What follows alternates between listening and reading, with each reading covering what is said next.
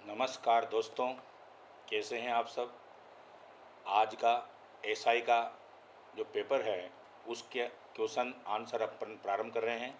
देखिए question number 1, निम्न में से कौन सा वाद्य यंत्र मुंह के द्वारा बजाया नहीं जाता। यानी मुंह का मतलब होता है कि एक तीन चार प्रकार के वाद्य यंत्र होते हैं। तत्वाद्य यंत्र, सुशिर वाद्य यंत्र, अवनद वाद्य यंत्र और गण वाद्य यंत्र। तो यहाँ पूछा गया है कि कौन सा वाद्य यंत्र मुंह के द्वारा नहीं बजाया नहीं जाते। मुंह के द्वारा बजाए जाने वाले को बोलते हैं सुशिर वाद्य यंत्र। तो यहाँ पर अलगोजा मुंह से बजाया जाता है, सतारा भी बजाया जाता है, मशक भी। और ये जो रवाज है यह इसका सही आंसर है। पहले का आंसर रवाज है। ये और जो बाकी दे रखे हैं अलगोजा, सतारा और मशक, यह तीनों ही वाद्य यंत्र सुशिर वाद्य यंत्र के अंदर आते हैं, जबकि रवाज जो है वह तत्वाद्य यंत्र के अंतर्गत आता है। तो ये उत्तर है 4। यह मुंह के द्वारा बजाया नहीं जाता है, तत्वाद्य यंत्र है। स्वतंत्रता आंदोलन के दौरान किस उद्योगपति ने भारतीय राष्ट्रीय कांग्रेस की सदस्यता ग्रहण नहीं की थी। जमनालाल बजाज, बीएल मेहता, लाला शंकर लाल, घनश्याम दास बिरला। इसका सही आंसर है 3 नंबर वाला सही आंसर इसमें लाला शंकर लाल। कौन सा राष्ट्रीय उद्यान असंगत है। जिम कॉर्बेट उत्तराखंड राज्य में, ये बिल्कुल सही है।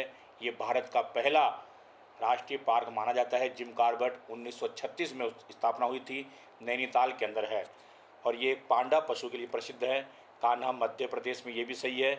बांदीपुर कर्नाटक में सही है। गिर जो अभ्यारण्य है गुजरात में एशियाई बब्बर शेरों के लिए प्रसिद्ध है। तो इसका सही आंसर है 5 नंबर वाला। इनमें से कोई भी असंगत नहीं है, सभी आंसर इसके क्या है, सही हैं ऑप्शन के अनुसार। क्वेश्चन नंबर 4, भारत का कौन सा राज्य सर्वाधिक जूट का उत्पादन करता है। इसका सही आंसर है पश्चिमी बंगाल। सर्वाधिक जूट का उत्पादन होता है इसके अंदर। और आपको पता होगा कि भारत जूट के उत्पादन में भी विश्व का एक अग्रणी राष्ट्र माना जाता है और बांग्लादेश इसका प्रतिद्वंदी राष्ट्र है। और कहते हैं कि भारत में विश्व का लगभग 60% जूट का उत्पादन होता है, जिससे विभिन्न प्रकार रस्सियाँ, बोरियाँ आदि बनती है इसके अंदर। क्वेश्चन नंबर 5, महात्मा गांधी का संबंध निम्न में से किससे नहीं है। हिंद स्वराज्य, ये जो हिंद स्वराज्य पुस्तक है महात्मा गांधी के द्वारा लिखी गई ये पहली पुस्तक है। और ये पुस्तक इंग्लैंड से दक्षिण अफ्रीका की यात्रा के दौरान महात्मा गांधी ने लिखी थी। 1909 के अंदर ये पुस्तक लिखी गई थी। काफ़ी प्रसिद्ध पुस्तक है, गुजराती भाषा में लिखी गई है। युगांतर, इसका संबंध महात्मा गांधी से नहीं है। वारिंद्र घोष जो हैं, वारिंद्र कुमार घोष, इनका वह है युगांतर के लिए। यंग इंडिया और इंडियन ओपिनियन, ये दोनों ही गांधी जी के हैं। और यंग इंडिया जो है साप्ताहिक पत्रिका थी अंग्रेजी में, गांधी जी ने अपने विचारों को प्रचारित करने के उद्देश्य से ये प्रचारित की थी। और इंडियन ओपिनियन नामक जो समाचार पत्र है, ये इंडियन ओपिनियन नामक समाचार पत्र गांधी जी ने दक्षिण अफ्रीका में 1906 में प्रारंभ किया था, पत्र है ये। भारत का कौन सा नगर सूती वस्त्रों की राजधानी के रूप में जाना जाता है। नागपुर, मुंबई, सूरत, राजकोट। इसका सही आंसर है मुंबई। और आपको पता होगा कि इसको भारत की टेक्सटाइल सिटी कहते हैं। लेकिन आपको ये भी पता होगा भारत का जो मैनचेस्टर है वह अहमदाबाद को कहते हैं, उत्तरी भारत का कानपुर को बोलते हैं, दक्षिणी भारत का कोयम्बटूर को बोलते हैं और राजस्थान का भीलवाड़ा को कहा जाता है। लेकिन यहाँ सूती वस्त्रों की राजधानी के रूप में पूछा गया है तो ये मुंबई कहलाता है। इसको कौन सा असंगत है। पूर्वी रेलवे का मुख्यालय कोलकाता में है, बिल्कुल सही है। उत्तर पश्चिमी रेलवे का मुख्यालय जयपुर में है, ये भी सही है। 2002-3 में स्थापना हुई थी इसकी। मध्य रेलवे का मुख्यालय मुंबई में, ये भी सही है। दक्षिणी रेलवे का मुख्यालय चेन्नई में, ये भी सही है। और सभी संगत है, कोई इसमें असंगत नहीं है। यानी 5 नंबर का जो उत्तर है वो सही है इसके अंदर।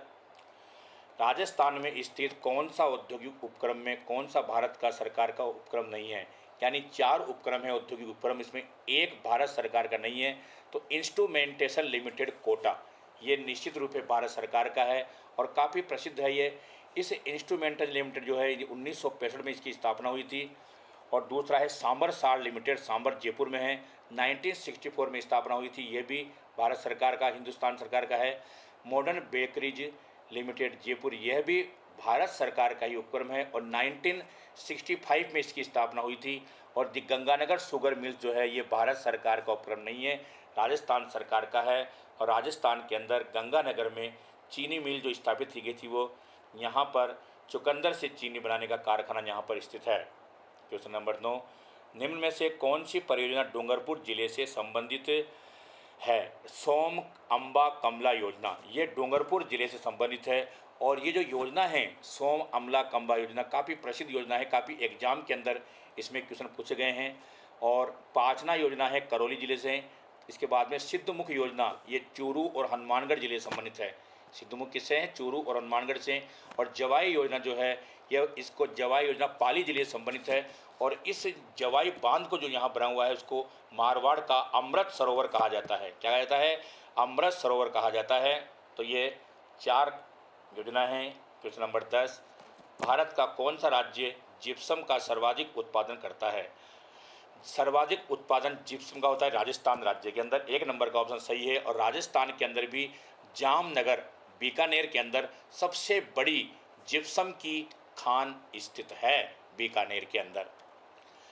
कौन सा असंगत है? पिनाइल पर्वत श्रेणी इंग्लैंड में है, बिल्कुल सही है। दक्षिणी आल्प्स न्यूजीलैंड में है, ये भी सही है।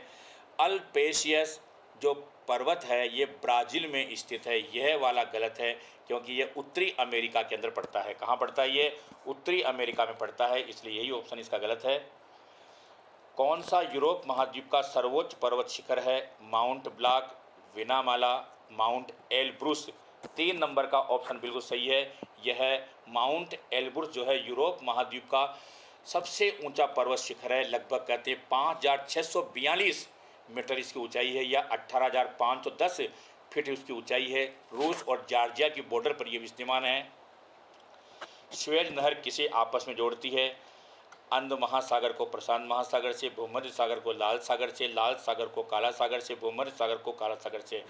ये जोड़ती है भूमध्य सागर को लाल सागर से। यानी अगर आपको कभी स्वेज नहर याद करना है तो भूल जाओ उसको। भूल है, भू का मतलब भूमध्य सागर और ल का मतलब लाल सागर, इन दोनों को आपस में जोड़ती है स्वेज नहर। और ये जो स्वेज नहर है अगर महाद्वीप के रूप में क्वेश्चन आए तो अफ्रीका और एशिया महाद्वीप को जोड़ती है। इसकी लंबाई 165 किलोमीटर है, 165 किलोमीटर के एरिया में बनी हुई है। 1869 के अंदर यहाँ पर कहते हैं व्यापार प्रारंभ हुआ था और 1956 में इसका राष्ट्रीयकरण किया गया था और मिस्र के नियंत्रण में यह है। राजस्थान में खनिजों के संदर्भ में कौन सा कथन असत्य है? टंगस्टन डेगाना नागौर में मिलता है, ये भारत की सबसे बड़ी टंगस्टन खान है। टंगस्टन का प्रयोग विद्युत बल्ब में फिलामेंट के रूप में होता है। सीसा व जस्ता जावर में मिलता है, जावर की खान सबसे बड़ी है, ये जावर की खान उदयपुर में है। मैग्नीज लीलवानी में मिलता है, मैग्नीज लीलवानी बांसवाड़ा जिले में पड़ता है, ये भी सही है। तांबा खेतड़ी सिंगाना में मिलता है, ये झुंझुनू में है। तो सभी ऑप्शन इसके सही हैं। तो क्या असत्य पूछा है? तो कोई भी नहीं है असत्य, कोई भी असत्य नहीं है, सब इसके सत्य है। पृथ्वी सम्मेलन 2002 का आयोजन कहाँ किया गया? जोहान्सबर्ग में 2002 के अंदर पृथ्वी सम्मेलन का आयोजन किया गया था। ठीक है, इसमें एक चीज़ और ध्यान रखना कि प्रथम अगर पूछ ले आपको तो 1992 में रियो दी जेनेरो, ये यहाँ पर प्रथम सम्मेलन का आयोजन किया गया था 1992 में। कभी कभी ये भी पूछ लेते हैं आपसे, तो ये ध्यान रखना। ये दक्षिण अफ्रीका में जोहान्सबर्ग और रियो दी जेनेरो ब्राज़ील में है। तो पहला पूछे तो 1992 में ध्यान रखना और ये 2002 में पूछे जोहान्सबर्ग याद रखना है आपको। ठीक है। 16 नंबर, कुंभलगढ़ एवं गोगुंदा के मध्य कौन सा पठार स्थित है? भोराट का पठार। कौन सा है? ये ध्यान रखना, भोराट का पठार है कुंभलगढ़ एवं गोगुंदा के मध्य 1 नंबर का। आपको ये भी ध्यान रखना है कि मेसा का पठार जो है चित्तौड़गढ़ में है और चित्तौड़गढ़ का जो दुर्ग है वो मेसा के पठार पर ही स्थित है। 56 का जो मैदान है प्रतापगढ़ और बांसवाड़ा के मध्य स्थित है। 56 का पठार कहाँ पर है? प्रतापगढ़ और बांसवाड़ा के मध्य स्थित है। और उसके बाद बच गया उड़िया का पठार, ये उड़िया का पठार सिरोही जिले के अंदर स्थित है। ठीक है, तो ये बना हो गया 1 नंबर का आंसर। राजस्थान में कौन सा क्षेत्र स्टेपी या अर्धशुष्क जलवायु के अंतर्गत आता है? जालोर और पाली आते हैं इसमें, जोधपुर नागौर भी आते हैं, सीकर झुंझुनू भी आते हैं। तो इसका उत्तर उपरोक्त सभी, क्या है इसका उत्तर? उपरोक्त सभी जिले इसके अंदर स्टेपी या अर्धशुष्क जलवायु के अंतर्गत आते हैं। भारत में संविधान सभा के दौरान प्रारूप समिति का गठन कब किया गया था? तो ये 29 अगस्त 1940 में प्रारूप समिति को ड्राफ्टिंग कमेटी बोलते हैं, मसौदा समिति बोलते हैं। 29 अगस्त 1940 में इसका गठन हुआ था और 30 अगस्त 1940 में इसकी पहली बैठक बुलाई गई थी। इसके अध्यक्ष थे B.R. अम्बेडकर, जिनको संविधान का पिता, संविधान का वास्तुकार कहा जाता है।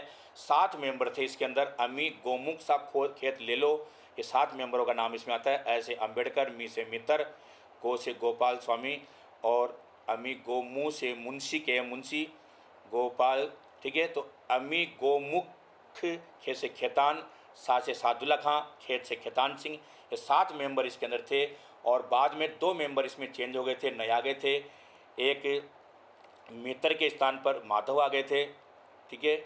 और इसके अलावा एक टी कृष्णाचारी बाद में आ गए। तो 2 मेंबर चेंज हो गए थे इसके अंदर। 19वां क्वेश्चन, भारत के संविधान का कौन सा अनुच्छेद उच्च न्यायालयों को मौलिक अधिकारों के प्रवर्तन का अधिकार देता है? इसका सही आंसर है 3 नंबर का 226 नंबर जो अनुच्छेद है, यह उच्च न्यायालयों को मौलिक अधिकारों के प्रवर्तन का अधिकार देता है। और अगर मान लो सर्वोच्च न्यायालय पूछे तो उसमें अनुच्छेद 32 आता है, और उच्च न्यायालय के अंदर अनुच्छेद 226 आता है। नागोया औद्योगिक प्रदेश स्थित है। ये नागोया जो है जापान का है, प्रमुख केंद्र है, बंदरगाह के तट पर ये स्थित है। और यह एक प्रकार से जैव औद्योगिक क्षेत्र के अंदर भी आता है, औद्योगिक क्षेत्र के अंदर भी आता है, बंदरगाह का तटीय क्षेत्र भी है ये जापान का। किस संशोधन के द्वारा मंत्रिपरिषद में मंत्रियों की संख्या लोकसभा की 15% तक सीमित कर दी गई? यह है 91वां संविधान संशोधन अधिनियम 2003। और इसमें मंत्रियों की संख्या क्या कर दी गई, चाहे राज्य हो चाहे केंद्र हो, दोनों में ही मंत्रियों की संख्या विधानसभा, अगर राज्य में तो विधानसभा, केंद्र में तो लोकसभा या निम्न सदन की 15% तक कर दी गई। और दिल्ली में 10% तक की गई थी। और राजस्थान में इनकी न्यूनतम संख्या 30 होती है विधानसभा के, उसके तो लोकसभा के नहीं, यहाँ पर राज्य में विधानसभा आता है। तो यहाँ पर राजस्थान में 30 से ज़्यादा मंत्री नहीं हो सकते, और न्यूनतम संख्या इसकी 12 तय की गई है राजस्थान के अंदर, ठीक है। क्वेश्चन नंबर है 22, 1935 के भारत शासन अधिनियम की कौन सी विशेषता नहीं है? केंद्र में द्वितीय शासन व्यवस्था, ये बिल्कुल सही है, 1935 की विशेषता है। अखिल भारतीय संघ का प्रावधान भी किया गया था, प्रांतों को स्वायत्ता भी दी गई थी, लेकिन प्रांतों में द्वैध शासन जो है यह 1919 के अधिनियम के अंतर्गत दिया गया था। लेकिन 1935 में प्रांतों में द्वैध शासन को समाप्त कर दिया गया था। तो 4 नंबर का आंसर है। किस अनुच्छेद के अंतर्गत राज्य विधान परिषद की संरचना का उल्लेख किया गया है? तो ध्यान रखना, अनुच्छेद 171, यानी आपको 4 अनुच्छेद ध्यान रखना है। 168 में राज्य विधानमंडल का प्रावधान है। 169 में ये प्रावधान है कि संसद किसी राज्य में विधान परिषद का गठन कर सकती है या उसको समाप्त कर सकती है। और 170 में विधानसभा का प्रावधान है। और 171 में विधान परिषद की संरचना का उल्लेख किया गया है। तो 2 नंबर का ऑप्शन सही है।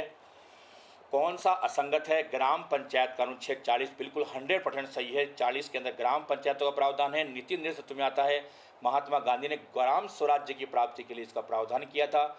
सभी नागरिकों के लिए एक समान सिविल संहिता, ये 44 में आता है, ये भी नीति नेतृत्व में भाग 4 के अंदर आता है। कृषि और पशुपालन, ये 48 बिल्कुल सही है भी।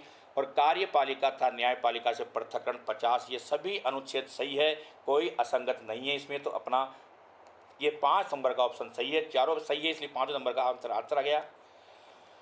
25वां क्वेश्चन है, जुलाई 2021 तक राज्य में सर्वाधिक बार अनुच्छेद 356 का प्रयोग हुआ है। मणिपुर, उत्तर प्रदेश, बिहार, पंजाब, और एक उत्तर प्रदेश और मणिपुर दोनों। देखो आपको यहाँ ये ध्यान रखना है, वैसे हम जानते हैं कि मणिपुर जो है, इस मणिपुर में और उत्तर प्रदेश दोनों ही राज्यों में 10-10 बार इनका प्रयोग हुआ है। तो हमारा उत्तर तो क्या होना चाहिए कि उत्तर प्रदेश और मणिपुर होना चाहिए, क्योंकि दोनों में ही 10-10 बार प्रयोग हुआ है। लेकिन चूँकि हम जानते हैं मणिपुर में राज्य, जब मणिपुर राज्य के रूप में अस्तित्व आया उसमें 3 बार पहले लग चुका था, 67 में 2 बार और 69 में, और उसके बाद मणिपुर अस्तित्व में आया था। तो अपना ये सही आंसर इसका 5 नंबर का ऑप्शन सही है। उत्तर प्रदेश और मणिपुर दोनों में ही 10-10 बार लगा है।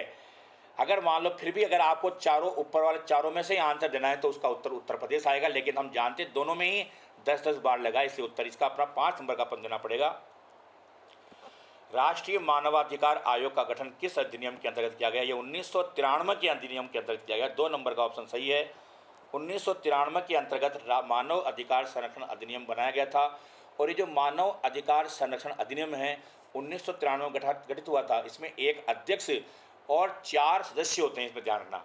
और इसकी सेवानिवृत्त जो आयु है वह 70 वर्ष की आयु तक पद पर काम कर सकता है, या फिर 5 वर्ष की आयु तक अपने पद पर कार्य कर सकता है। कौन पद ग्रहण करने से पहले राजस्थान के राज्यपाल के समक्ष पद की शपथ लेते हैं? राज्य मानवाधिकार आयोग का अध्यक्ष भी लेता है, राजस्थान का लोकायुक्त भी लेता है, निर्वाचन आयुक्त भी लेता है राजस्थान का, राज्य का महाधिवक्ता। इस उपरोक्त सभी आंसर इसके सही आएंगे। केवल आपको ध्यान रखना है कि ये जो शपथ लेते हैं, सभी शपथ लेते हैं, जहाँ चारों व्यक्ति आए हैं, लेकिन एक दो व्यक्ति होते हैं, एक तो उच्च न्यायालय के न्यायाधीश और एक राज्यपाल। ये दोनों जो है शपथ एक दूसरे को दिलाते हैं, और लेकिन त्यागपत्र अपना क्या है, राष्ट्रपति को सौंपते हैं। नियुक्ति भी उनकी राष्ट्रपति द्वारा की जाती है। 5 नंबर का ऑप्शन हो गया उपयुक्त सभी। भारतीय संसद का गठन किस अनुच्छेद के अंतर्गत किया गया है? अनुच्छेद 79 के अंतर्गत किया गया है। संसद का प्रावधान है 79 में। और इसके बाद हम बात करें 80 में राज्यसभा का प्रावधान है, 81 में लोकसभा का प्रावधान है। तो तीनों अनुच्छेद क्रम से पूछे गए तो नंबर 1 79 का है। संसद के 3 अंग होते हैं, राष्ट्रपति, लोकसभा और राज्यसभा। संसद के सदन होते हैं 2, लोकसभा और राज्यसभा। राजस्थान विधानसभा में अध्यक्ष की अनुपस्थिति में किसी अविलंबनीय मामलों में निम्नलिखित में से अध्यक्ष की ओर से विधेयक को प्रमाणित कौन कर सकता है? ये अधिकार केवल उपाध्यक्ष को ही होता है, और अनुच्छेद 180 के अंतर्गत उपाध्यक्ष को यह अधिकार दिया गया है कि अध्यक्ष की अनुपस्थिति में उसके कार्यों का निर्वहन करे। तो 1 नंबर का ऑप्शन सही है। राजस्थान उच्च न्यायालय के मुख्य न्यायाधीशों में से कौन अन्य राज्यों में मुख्य न्यायाधीश नहीं रहा? राजेश बालिया, प्रकाश टाटिया, एन माथुर, और चौथा है नरेंद्र कुमार जैन। इसका सही आंसर है एन माथुर। निम्नलिखित में से कौन राजस्थान लोक सेवा आयोग के सचिव एवं अध्यक्ष दोनों रहे हैं? एन के बेरवा। क्या आंसर इसका? एन के बेरवा सही आंसर है, जो अध्यक्ष भी रहे हैं और सचिव भी रहे। 1 नंबर का आंसर सही है इसके अंदर। निम्नलिखित में से कौन राजस्थान राज्य मानवाधिकार आयोग के अध्यक्ष नहीं रहे हैं? इसका आंसर है 3 नंबर का जगत सिंह, क्योंकि ये राज्य मानवाधिकार आयोग के सदस्य थे, अध्यक्ष नहीं बने थे, और तीनों ने ही राज्य मानवाधिकार आयोग के अध्यक्ष पद पर काम किया है।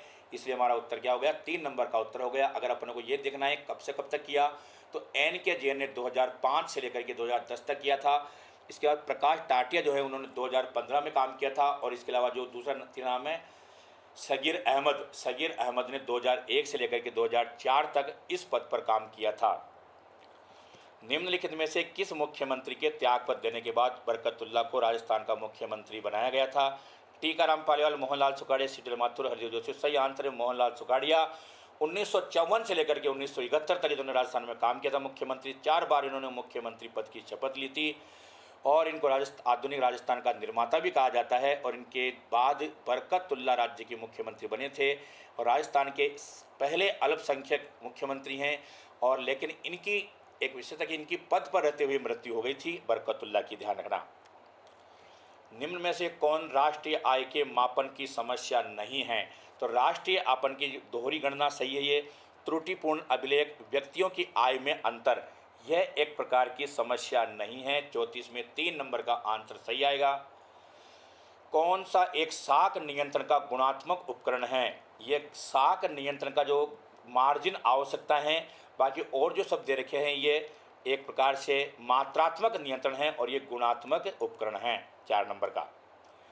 मानव विकास प्रतिवेदन 2020 के अनुसार भारत का लैंगिक विकास सूचकांक कितना है? इसका सही आंसर है 800, यानी लास्ट का जो 0.820 जो दे रखा है। 4 नंबर का ऑप्शन सही है 36 के अंदर।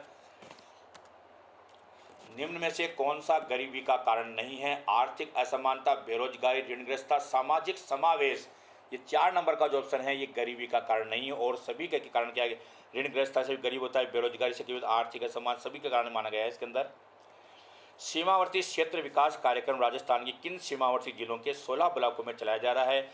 राजस्थान की जो सीमा पाकिस्तान से लगी हुई है वहाँ पर ये कार्यक्रम चलाया जा रहा है। तो 3800 में 1 नंबर आएगा। जैसलमेर, बीकानेर, बाड़मेर, गंगानगर। 1 नंबर का सही आंसर है इसके अंदर। 39। निम्न में से कौन सा एक सरकारी बजट का उद्देश्य नहीं है? आर्थिक स्थिरता, घाटे का बजट, और सम्मान, सकल घरेलू उत्पाद में वृद्धि, आय एवं संपत्ति का पुनर्वितरण। तो ये घाटे का जो बजट है 2 नंबर का ऑप्शन सही है, क्योंकि कोई भी सरकार का उद्देश्य नहीं होता। हम जानते हैं घाटे का बजट जरूर दिखाई देता है, लेकिन किसी भी सरकार का ये उद्देश्य नहीं होता कि वो अपने बजट को घाटे का बजट के रूप में प्रस्तुत करे, इसलिए 2 नंबर का सही आंसर आएगा। आर्थिक समीक्षा 2020 से 21 के अनुसार राज्य के आर्थिक विकास के संदर्भ में कौन सा कथन सत्य है? सकल राज्य मूल्यवर्धन में स्थिर कीमतों में क्षेत्रवार योगदान 2020 और 21 में सेवाओं का योगदान 42.40% है, पहला ऑप्शन है ये। दूसरा है वर्ष 2019 से 20 में राजकोषीय घाटा सकल राज्य घरेलू उत्पाद का 3.77% रहा है। तो ये ऊपर जो 3 नंबर का ऑप्शन है उपयुक्त दोनों ही सत्य है। 40 में तीसरा ऑप्शन सही है, उपयुक्त दोनों सत्य है। 41 राजस्थान में जीवन धारा योजना का संबंध है गरीबों के लिए बीमा योजना सिंचाई कुओं का निर्माण, कौन सा है ये? सिंचाई कुओं का निर्माण है, यही काफ़ी इंपॉर्टेंट योजना जीवन धारा योजना, 2 नंबर का ऑप्शन इसमें सही है। प्रधानमंत्री मातृ वंदना योजना के तहत लाभार्थियों को कितनी राशि दी जाती है महिलाओं को पहले बच्चे के जन्म पर? तो ये राशि 5,000 रुपये की राशि, 1 नंबर का नाम ध्यान रखना है। लेकिन ये भी ध्यान रखना कि 1 जनवरी 2018 में ये योजना प्रारंभ की गई। ये राशि 5,000 रुपये 3 चरणों में दी जाती है, पहले 1,000, फिर 2,000 और फिर 2,000, 3 चरणों में ये राशि दी जाती है। लागत प्रेरित कारकों में से कौन सा मुद्रास्फीति का एक कारण नहीं है? तेल कीमतों में वृद्धि, करों में वृद्धि, घाटे की वित्त व्यवस्था और उत्पादन तथा पूर्ति में उच्चायन। तो ये 43 में 3 नंबर का है, घाटे की वित्त व्यवस्था, यह मुद्रास्फीति के कारण में नहीं आता है। 43 में 3 नंबर का सही आंसर है। 44 में निम्न में से केंद्र सरकार की कौन सी योजना असंगठित क्षेत्र कर्मचारियों हेतु केंद्रित नहीं है? इसका सही आंसर है, इस पहले प्रधानमंत्री श्रम योगी योजना नहीं है, स्वावलंबन भी नहीं है, अटल पेंशन भी नहीं है, दीनदयाल उपाध्याय अंत्योदय योजना, ये 44 में ये सबसे इम्पोर्टेंट है। और 25 सितंबर 2014 में नरेंद्र मोदी के प्रधानमंत्रित्व काल में ये योजना प्रारंभ की गई थी। कौशल व्यवस्था में कौशल में सुधार लाने के लिए योजना प्रारंभ की गई थी। 45 कौन सा कथन सत्य है? वानिकी एवं जैव विविधता परियोजना चरण सेकंड JICA बिल्कुल सही है, ये भी। राज्य मार्ग विकास कार्यक्रम सेकंड, ये भी WV द्वारा चलाया, ये भी सही है। राज्य राजमार्ग निवेश कार्यक्रम ADB, ये भी सही है। और रेगिस्तान क्षेत्रों में जल क्षेत्र पुनर्निर्माण परियोजना NDB, ये चारों ही सभी ऑप्शन सही है। तो उपरोक्त सभी वाला उत्तर सही आएगा, इसमें 5 नंबर वाला सही ऑप्शन आएगा। राजस्थान की एमसेंड नीति 2021 का उद्देश्य है राज्य में निर्माण कार्यों में नदियों से प्राप्त बजरी के उपयोग को बढ़ाना, गलत है ये। नदी बजरी के निर्यात को बढ़ाना, ये भी गलत है। प्रदेश के माइनिंग क्षेत्रों में खानों से निकलने वाले अवशिष्ट की समस्या का समाधान कराना, ये इसका सबसे इम्पोर्टेंट है। और 25 जनवरी 2020 में यह योजना राजस्थान सरकार के द्वारा प्रारंभ की गई थी और माइनिंग क्षेत्र से खानों से निकलने वाले वेस्ट की समस्या का समाधान करने के लिए ये किया गया है। इससे बजरी पर जो निर्भरता है उसको कमी लाने का भी इसमें प्रयास किया गया है। 47 अपने निवेश के बदले में एक शेयर धारक प्राप्त करता है। जब अपन किसी कंपनी के शेयर लगाते हैं और वर्ष भर के अंदर या जो भी 6 महीने निर्धारित करे उसके अंदर लाभांश एवं बोनस शेयर के रूप में उपलब्ध कराए जाते हैं। 2 नंबर का सही आंसर, लाभांश एवं बोनस शेयर हमें कंपनी के द्वारा उपलब्ध कराए जाते हैं। इंसान को चंद्रमा पर ले जाने वाला प्रथम अंतरिक्ष यान का नाम है, 3 नंबर सही है, काफ़ी फेमस क्वेश्चन है ये। और इसमें जाने वाले आपका नाम सुना होगा, अंतरिक्ष में यानी चंद्रमा पर जाने वाले जो पहले व्यक्ति थे उनका नाम था नील आर्मस्ट्रांग। 1969 में 20 जुलाई 1969 में नील आर्मस्ट्रांग गए थे और इसके साथ दूसरे व्यक्ति थे एडविन एल्ड्रिन, ये दूसरे व्यक्ति थे जो उनके साथ गए थे। तो ये 3 नंबर का सही आंसर है इसके अंदर। नैनो टेक्नोलॉजी का जनक किसे कहा जाता है? निकोला टेस्ला, रिचर्ड फ्रेमेन, लीवर पामिंग, ये 2 नंबर का सही आंसर है। 49 में रिचर्ड फ्रेमेन को नैनो यानी बहुत ही सूक्ष्म कहते हैं, नैनो टेक्नोलॉजी का जनक कहा जाता है। DNA फिंगरप्रिंट की तकनीक किसके द्वारा विकसित की गई है विश्व में? तो इसका सही आंसर है LF जेफरी व सहयोगी, 1 नंबर का सही आंसर है, इनके द्वारा विकसित की गई थी ये।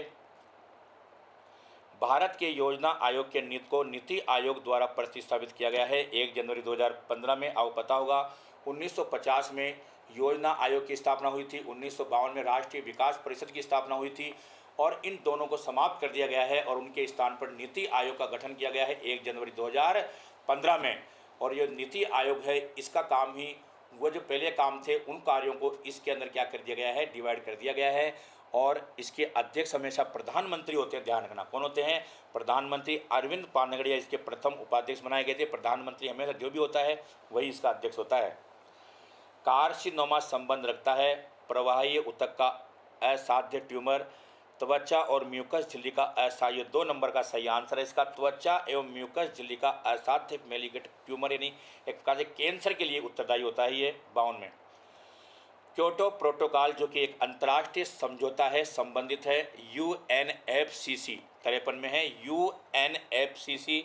दूसरा ऑप्शन में सुन लो, WTO, WHO और UGC। इसका सही आंसर है UNFCC। और अगर मान लो आपको ध्यान रखना है, ये जो UNCC जलवायु परिवर्तन को रोकने के लिए 1997 में क्योटो में जापान में सम्मेलन आयोजित हुआ था, वहीं ये समझौता किया गया था। तो ये काफ़ी इंपॉर्टेंट है। इसका मुख्यालय जो है वह जिनेवा के अंदर इसका मुख्यालय स्थित है। राजस्थान में NBPGR का प्रादेशिक कार्यालय कहाँ पर है? इसको बोलते हैं national bureau of plant genetic resource के नाम से इसको जानते हैं। और इसका जो मुख्यालय राजस्थान में केवल एक ही इसका प्रादेशिक वह है, और वह है जोधपुर के अंदर। कहाँ पर है?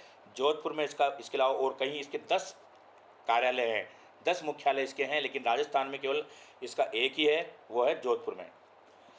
राजस्थान में विज्ञान एवं प्रौद्योगिकी विज्ञान किस वर्ष स्थापित किया गया? 1983 में। काफ़ी इंपॉर्टेंट क्वेश्चन है ये। 1983 में इसकी स्थापना की गई थी और समाज के लोगों को वैज्ञानिक प्रभाव में जोड़ने के लिए इसकी स्थापना की गई थी। 56 नंबर का क्वेश्चन देखिए, निम्न में से कौन सा हिमरक्षी के तरह उपयोग में नहीं लाया आता? Sucrose, DMSO, glycerol, sodium hype. ये 4 नंबर का ऑप्शन है। इसका प्रयोग हिमरक्षी के रूप में, यानी सुरक्षित रखने के रूप में, जैविक के रूप में सुरक्षित रखने के लिए इसका प्रयोग है नहीं किया। 4 नंबर का ऑप्शन है 56 के अंदर। कौन सी तरंग सामान्य टीवी के रिमोट कंट्रोल में प्रयोग में लाई जाती है? इसका आंसर है अवरक्त किरणें। इनको इंफ्रारेड भी बोलते हैं। क्या बोलते हैं? इंफ्रारेड भी कहते हैं, अवरक्त भी बोलते हैं। टीवी के रिमोट कंट्रोल में इनका ही प्रयोग किया जाता है। 58वां क्वेश्चन देखिए, भारत का प्रथम उपग्रह जिसकी संपूर्ण रचना एवं निर्माण भारत में हुआ था, यह है आर्यभट्ट, जिसको 1975 के अंदर छोड़ा गया था। पहला ऑप्शन सही है इसके अंदर। राजस्थान का राज्य वृक्ष है खेजड़ी। काफ़ी महत्वपूर्ण है, काफ़ी एग्जाम में पूछा जाता है। खेजड़ी राजस्थान का राज्य वृक्ष है। 31 अक्टूबर 1983 में खेजड़ी को राजस्थान का राज्य वृक्ष घोषित किया गया था। प्रोसोपिस सिनेरिया इसका बोटनिकल नेम है। राजस्थान का सागवान कहते हैं, थार का कल्प वृक्ष बोलते हैं इसको, और राजस्थान का गोरो भी कहते हैं। इसके पत्तियों को चार को लुम कहते हैं, और जो फलियाँ होती है उसको सागरी के नाम से जानते हैं। क्वेश्चन नंबर 60, एक निबल में कितने बिट्स होती है? ये 4 होती है। इसको इसलिए इसको 4 ध्यान रखना, हाफ बोलते हैं इसको। क्या बोलते हैं इसको? हाफ के नाम से जानते हैं। क्या बोलते हैं इसको? और कंप्यूटर का भंडारण के रूप में इसका प्रयोग किया जाता है। एक निबल 4 बिट के बराबर होती है, इसको हाफ बाइट बोलते हैं। इसको क्या बोलते हैं? हाफ बाइट भी बोलते हैं। तो निबल, एक निबल हो गई 4 के बराबर हो गई।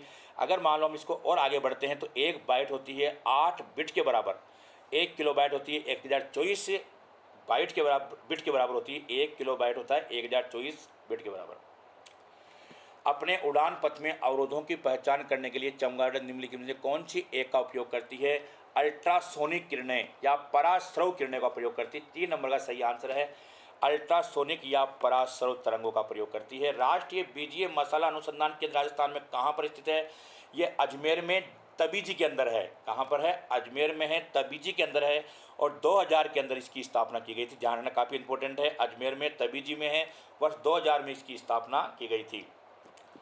यह मानते हुए कि कथन हर पुस्तकालय में पुस्तक होती है, सत्य है। निम्नलिखित में कौन सा कथन निश्चित रूप से सही है? कोई भी पुस्तकालय पुस्तकों के बिना नहीं होता। ये 2 नंबर का सही है। कोई भी सा भी पुस्तकालय बिना पुस्तकों के नहीं हो सकता। 2 नंबर का सही आंसर है।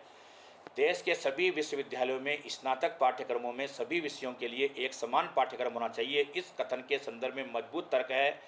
यह देश के शिक्षा तंत्र में एक रूपता लाने का एकमात्र का गलत है, ये सही नहीं है। यह देश के विभिन्न विश्वविद्यालयों द्वारा किए जा रहे स्नातक प्रमाण पत्रों की गुणवत्ता को मानवीकृत करने में सहायक है, ये सही है, थोड़ा सा मजबूत है।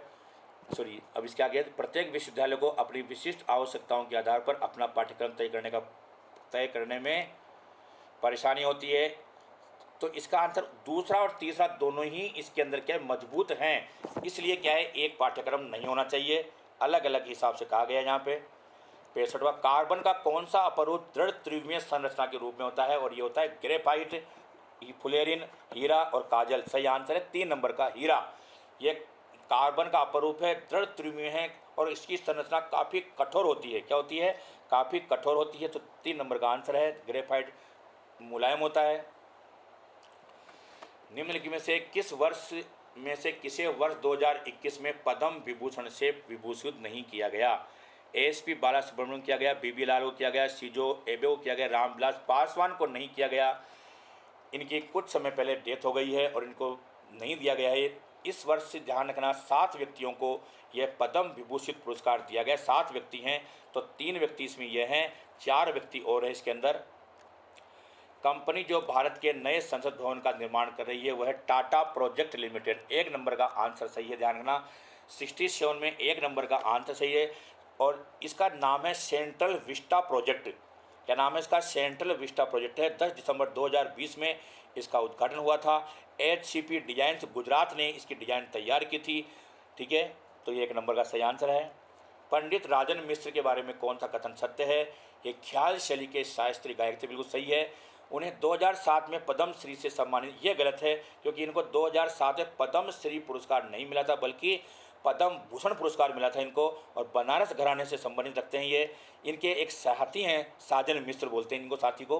तो यहाँ उत्तर है 2 नंबर का, ये गलत है, इसमें सत्य है। तो सत्य पूछा है, तो यहाँ पर सत्य पूछा है इसमें, तो 1 नंबर का ख्याली 1 नंबर का सही आंसर है। जो 2007 में इनको क्या दिया गया था? पद्म भूषण दिया गया था, इसलिए गलत है। तो ये 1 नंबर का सही है, 68 में 1 नंबर का। अब देखिए आगे 69, संस्थान जिसके साथ राजस्थान सरकार ने सड़क सुरक्षा की एक नवीन पद्धति को लागू करने के लिए गठजोड़ किया है, IIT मद्रास। 4 नंबर का ऑप्शन सही है इसके अंदर। निम्न में से किसने जुलाई 2021 में वर्जिन गैलेक्टिक के माध्यम से अंतरिक्ष यात्रा की है? श्रीसा बांदला। 2 नंबर का ऑप्शन सही है इसमें, श्रीसा बांदला। और ये कल्पना चावला, सुनीता विलियम्स के बाद तीसरी महिला है, और चौथे व्यक्ति के रूप में राकेश शर्मा भी गए थे, तो ऐसे चौथे व्यक्ति हो गए। लेकिन महिला कौन सी हो गई? तीसरी हो गई। पहले कल्पना चावला गई थी, उसके बाद सुनीता विलियम्स गई, और ये तीसरी महिला है। और ये जो महिला है आंध्र प्रदेश राज्य से संबंधित है। कहाँ संबंधित है ये? आंध्र प्रदेश राज्य से संबंधित है। 71वां देखो, कौन सा फंगस ब्लैक फंगस रोग का कारण है? अभी काफ़ी हो रहा है ये कोरोना के बाद, ये कोरोना जिनके रोग हो जाता है उसके बाद साइड इफेक्ट के रूप में ये फंगस आता है। तो इसका सही आंसर है म्यूकर। 71 में म्यूकर सही आंसर है। और अगर म्यूकर माइकोसिस से अपन कह सकते हैं इस कोरोना में, म्यूकर माइकोसिस के नाम से इसको जानते हैं। संगठन जिसने युवा एवं कोविड-19 रिपोर्ट प्रकाशित की, जो नौकरियां, शिक्षा इत्यादि पर कोविड-19 के प्रभाव का परीक्षण करती है, इसका सही आंसर है ILO। क्या नाम है इसका? सही आंसर है ILO है। और ILO जो है एशियाई विकास बैंक की सहायता से इसकी रिपोर्ट की परीक्षण भी करती है। टोक्यो ओलंपिक 2020 में राजस्थान के कितने खिलाड़ियों ने भारत का प्रतिनिधित्व किया था? इसका सही आंसर 4 खिलाड़ियों ने प्रतिनिधित्व किया था। अपूर्वा चंदेला नंबर 1 है। Apurva Chandela 10 metre air rifle में नाम है नंबर 1 का। दूसरा नाम है दिव्यांश, जो भी 10 मीटर एयर राइफल में ही पुरुष वर्ग में थे। तो भावना जाट तीसरा नाम है, भावना जाट का नाम है तीसरा। और उसके बाद चौथा नाम है अर्जुन लाल जाट। ये 4 व्यक्ति हैं जिनको ओलंपिक में जो टोक्यो में जापान में हुए थे उनमें राजस्थान के रूप में भारत का प्रतिनिधित्व करने का मौका मिला था इनको। 4 उत्तर सही है। भारत सरकार द्वारा जुलाई 2021 में प्रदान की गई ऑनलाइन रैंकिंग में राजस्थान का कौन सा शहर राजस्थान की स्मार्ट शहरों में शीर्ष स्थान पर आया है? यह भी काफ़ी 74 में काफ़ी इम्पोर्टेंट है। और ये जो उदयपुर शहर है इसका नंबर 1 है राजस्थान में। प्रथम अपूर्व जानते होंगे आप कि पहले गुजरात राज्य पहले स्थान पर था, आंध्र प्रदेश, लेकिन अभी वर्तमान राजस्थान ने क्या किया, इसका पहला स्थान प्राप्त किया है। राजस्थान में भी उदयपुर का नंबर 1 पर आता है। 5वां स्थान है उसे उदयपुर में, 5वां स्थान है। उदयपुर के बाद में आता है कोटा का आता है। कोटा के बाद में यहाँ अजमेर और जयपुर, 4 आपके राजस्थान के जिले ध्यान रखना है। सबसे पहले उदयपुर 5वें स्थान पर है, कोटा है 10वें स्थान पर, अजमेर 22वें स्थान पर, जयपुर 28वें स्थान पर इनका नाम आता है। राजस्थान के 4 जिले इसके अंदर आते हैं, तो उत्तर नंबर 1 उदयपुर है। श्री नारायण राणे को जुलाई 2021 में MSME मंत्रालय का कार्यभार दिया गया है। यहाँ MSME से तात्पर्य क्या है? तो देखो इसके उद्योग micro, small and medium, 4 number का उत्तर सही है। माइक्रो, स्मॉल और मीडियम उद्योगों को बोलते हैं। तो ये यहाँ 4 नंबर का आंसर सही है। 700। इसके बाद देखो क्वेश्चन नंबर है अगला, बिजोलिया किसान आंदोलन के प्रणेता कौन हैं? इसके पहले कौन सा क्वेश्चन 75 हो गया था? हाँ, बिजोलिया किसान आंदोलन के प्रणेता कौन हैं? विजय सिंह पथिक। देखो आपको ध्यान रखना, बिजोलिया किसान आंदोलन भारत का सबसे पहला संगठित किसान आंदोलन माना जाता है।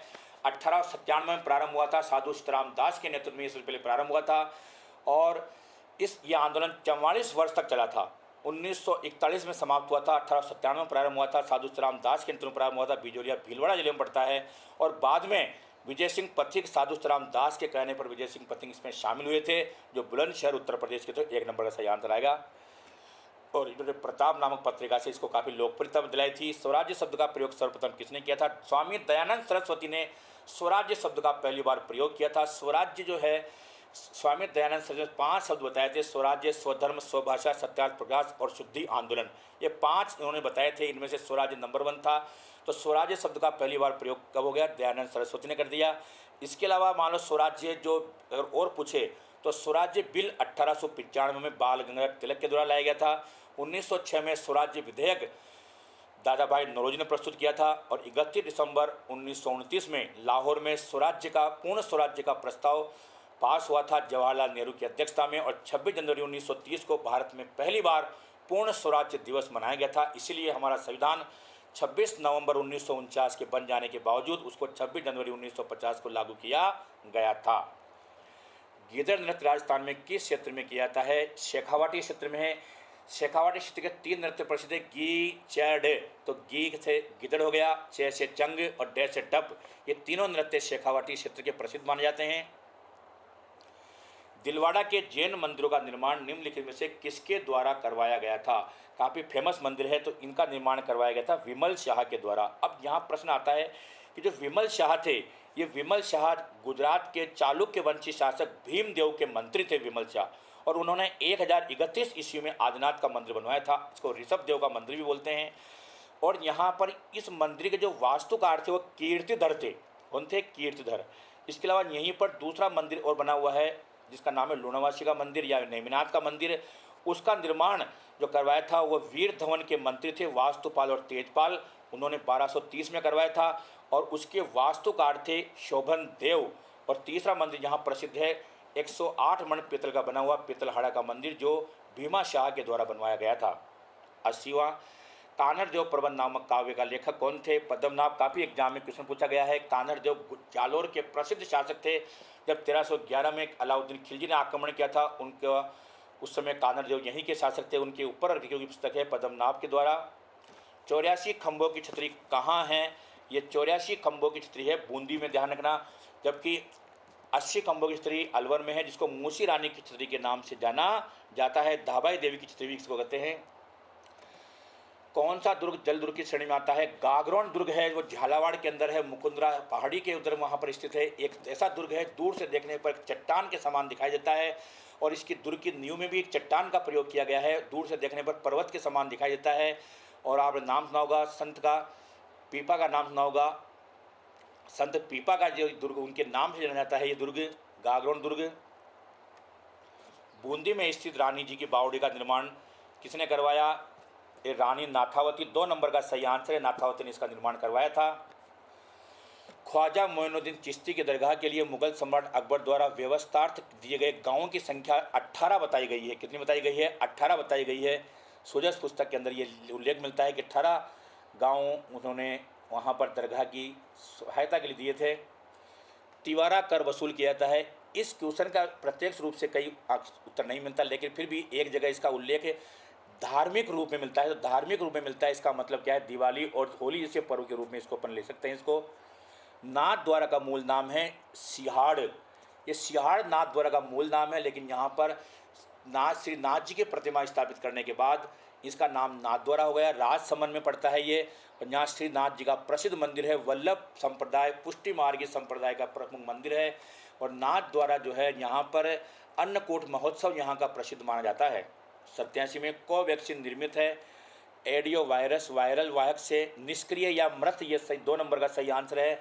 निष्क्रिय या मृत रूप में जो वायरस है कोरोना वायरस, उससे ये निर्मित की गई, बायोटेक के द्वारा निर्मित की गई है और काफ़ी फेमस है। नेशनल इंस्टीट्यूट ऑफ वायरोलॉजी द्वारा चुने गए कोरोना जो वायरस हैं उनको बना करके ये बनाई गई है। ब्रिक की 2021 में अध्यक्षता करने वाला देश है। भारत के द्वारा 2021 में ब्रिक राष्ट्र की अध्यक्षता की गई। ब्रिक में ब्राज़ील, रूस, चीन, अफ्रीका और भारत 5 राष्ट्र शामिल है ब्रिक के अंदर। और इसकी अध्यक्षता वर्तमान में भारत ने, जो नरेंद्र मोदी हैं उन्होंने इसकी अध्यक्षता की है। 2021 का फ्रेंच ओपन पुरुष एकल किस्म जीता नोवाक जोकोविच जो है 3 नंबर का ऑप्शन सही है। और ये सर्बिया की खिलाड़ी हैं, इन्होंने लगातार दूसरी बार जीता है और अब तक 20 ग्रैंड स्लैम विजेता ये बन चुके हैं, 20 बार जीत चुके हैं और 100 सप्ताह तक विश्व के प्रथम खिलाड़ी रहने का रिकॉर्ड इन्होंने बनाया है। ओलंपिक में भाग लेने वाली प्रथम भारतीय तलवारबाज का नाम है भवानी देवी। क्या नाम है? भवानी देवी। ये तमिलनाडु राज्य से हैं। ये पहली महिला है जिसने तलवारबाज के रूप में ओलंपिक में भाग लिया है। 3 नंबर का सही आंसर है।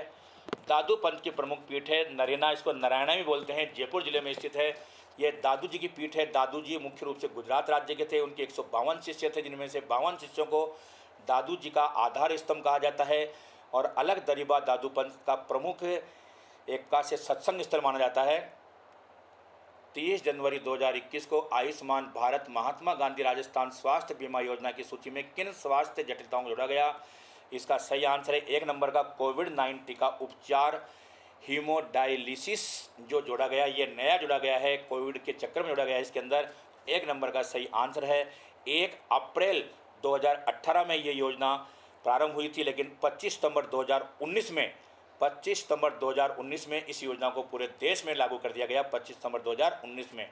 तो ये 92 क्वेश्चन हैं जो कि एसआई के लेवल फर्स्ट के अंदर पूछे गए क्वेश्चन हैं। इनके जो क्वेश्चन हैं मैंने आपको सारे क्वेश्चन विभिन्न प्रकार की बुकों के माध्यम से बताए हैं, जो ऑथेंटिक बुक है एनसीईआरटी माध्यमिक बोर्ड की। फिर भी जो आरपीएससी के द्वारा जो आंसर की निकाली जाएगी उसको ही मान्य माना जाएगा। धन्यवाद। जय हिंद, जय भारत।